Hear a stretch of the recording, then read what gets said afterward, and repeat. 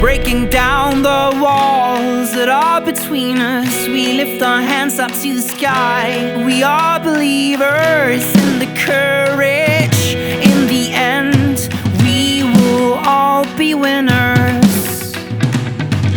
Every day we repeat, we are getting stronger. Let's raise a fist up to the sky. We have the power.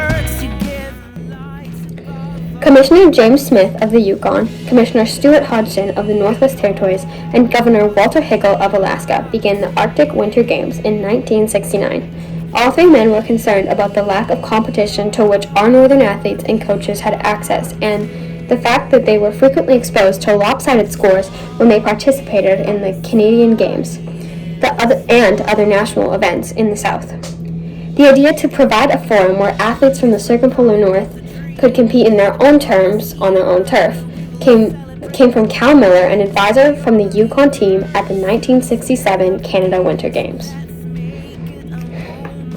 One of the most important functions of the Arctic Winter Games is its responsibility for nurturing and protecting the extraordinary impact that the Winter Games have on the North.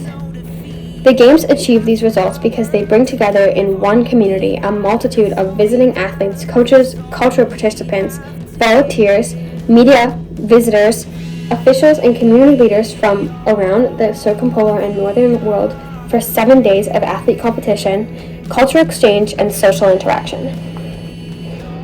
Inuit Games are traditional activities and sports enjoyed all across the circumpolar countries, including Canada, the United States, Greenland, and Russia.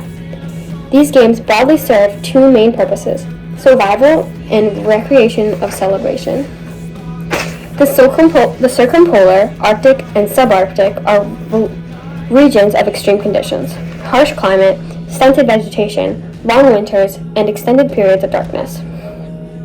Only the strongest wildlife thrives in this environment, and for people who live as hunters-gatherers have to be more than a match for the harsh environment to survive. Inuit Games serve to keep people mentally tough, physically healthy, helps build strength, cultivates endurance, and develops agility.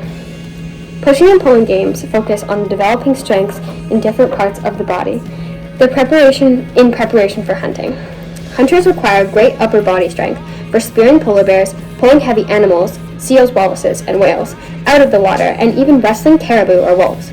Many games require a competitor and are useful not only in building strength, but in identifying the strongest hunters and in creating community bonds. Inuit hunters require great endurance to be successful in hunting and migrating animals. Some games, like high kick or other reaching games, are designed to strengthen joints and increase flexibility. These activities improve agility for chasing wolves, polar bears, and caribou across the uneven terrain while preventing sprains and injuries. Should a hunter suffer any injury, no matter the severity, the chances of successful hunts will become much more limited, and the survival of the family or village will be at stake. Games like the snow snake, harpoon throw, and nug-look tag improve accuracy, while skipping and hopping games improve balance. Inuit Games are also an essential element in recreation and celebration, alongside singing, drum dancing, and storytelling. Games are played at many events and occasions, such as